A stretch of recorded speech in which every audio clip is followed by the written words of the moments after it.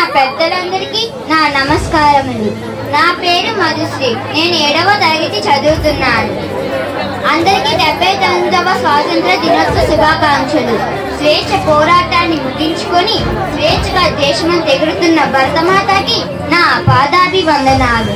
కొన్ని జననాలు ప్రపంచ శాంతికి, కొన్ని మరణాలు తర్వాత తరాల ధైర్యానికి ఎంతో మంది మహానుభావులు ఒక త్యాగశీలి ఈ స్వాతంత్ర్యం. 1887వ సంవత్సరంలో సైనికులు ఉపయోగించినటువంటి తుపాకీ తోటాలకు ఆవు కొవ్వు పంది కొవ్వు పూసి వారిని ఉపయోగించవలసిందిగా కోరారు బ్రిటిష్ వాళ్ళు. ఎదురు తిరిగిన ఒక సైనికుడు, ఈ మా సంస్కృతికి విరుద్ధము, మేము ఉపయోగించము అన్నాడు. లేదు, దాన్ని ఉపయోగించి కాల్చాల్సిందే అన్నాడు. కాల్చను అన్నాడు. కాల్చాల్సిందే అన్నాడు. కాల్చను అన్నాడు. కాల్చాల్సిందే అన్నాడు. ఇంకో మాట అనకుండా కాల్చాడు. అతడే మొట్టమొదటి స్వాతంత్ర సమర యోధుడు మంగళ పాండే. అక్కడ నుండి మొదలు మన స్వాతంత్ర సంగ్రామం. మరొక సంవత్సరం దాటుకొని చిన్న వయసులోనే ఛత్రపతి శివాజీ కథలు విని చేస్తే యుద్ధం ఆయనదే చెయ్యాలని అనుకుంది ఒక అమ్మాయి. పెరిగే వయసులో తల్లిని, తండ్రిని, భర్తని పోగొట్టుకుంది ఆమె. అందరినీ పోగొట్టుకున్న ఆమె బాల్యంలో ఉండగానే బ్రిటిష్ సైన్యం చుట్టుముట్టి నీకెవ్వరూ లేరు, భారతీయురాలివి, ఒంటరి దానివి, లొంగిపోయి నీ రాజ్యాన్ని అప్పగించమని కోరారు. ఈ గడ్డ మీద పుట్టి ఈ నేలలో పెరిగి ఈ గాలిని శ్వాసించిన నేను లొంగిపోవడమా? వస్తున్నారా నీ శవాన్ని శ్మశానానికి తీసుకు వెళ్ళడానికి సిద్ధం చేసుకో అని చెప్పి కత్తి పట్టి గుర్రమెక్కి ఒక్కసారి యుద్ధంలో దూకితే ఆమె కత్తి దాటికి బ్రిటిష్ వాళ్ళ శరీర భాగాలు ముక్కలు ముక్కలుగా తెప్పలుగా పడుతున్నాయి. ఏ మూల చూసినా రక్తపు మరుగులే, ఎక్కడ చూసినా గుర్రాల సంకీర్పులే, ఏ వైపు చూసినా సైనికుల పాదాల పలకరింపులే మిగిలాయి. నేటితో ఈ బ్రిటిష్ సామ్రాజ్యం ముగిసిపోతుందన్నట్టు యుద్ధం చేసింది ఆమె.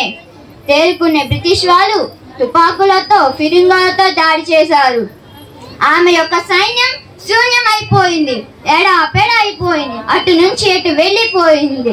ఇంకా ఓటమి తథ్యమని భావించి ఏ బ్రిటిష్ కుక్క కూడా నా శరీరాన్ని తాకకూడదని సమీపంలో ఉన్న గడ్డివామ మీదకెక్కి తోటి సైనికురాలతో తగలబెట్టుకుని వీర మరణం పొందినటువంటి వీరులారు ఝాన్సీ లక్ష్మి పుట్టిన వంటి గడ్డరా ఇది. 19వ శతాబ్దం దాటుకొని 20వ శతాబ్దం అడుగు పెట్టే సమయానికి బ్రిటిష్ వాళ్ళు ఆగడాలు నానాటికి పెరిగిపోయాయి.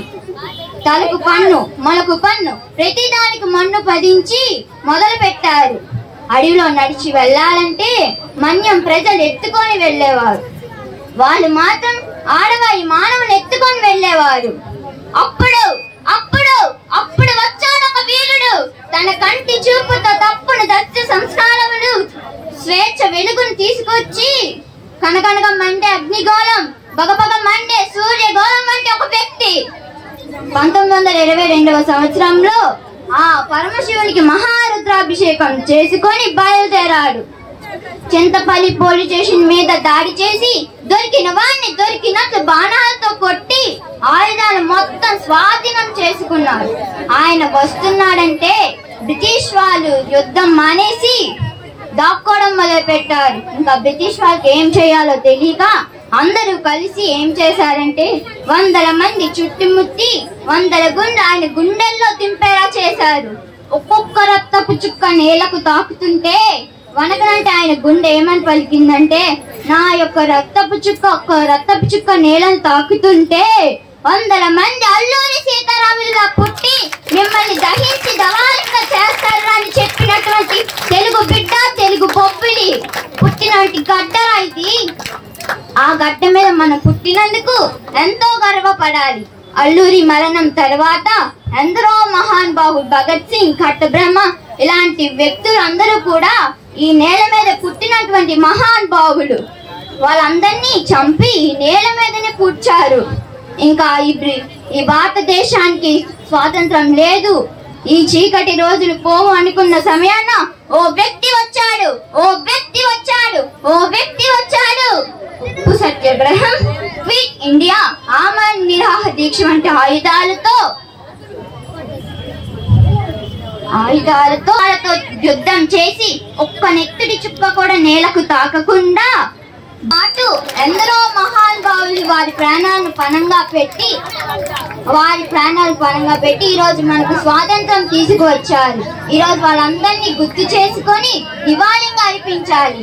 ఈ అవకాశం ఇచ్చిన నా పెద్దలందరికీ హృదయపూర్వక కృతజ్ఞతలు తెలుపుకుంటూ మరోసారి స్వాతంత్ర దినోత్సవ శుభాకాంక్షలు తెలుపుకుంటూ సెలవు తీసుకుంటాం. భారత మాతాకి జై.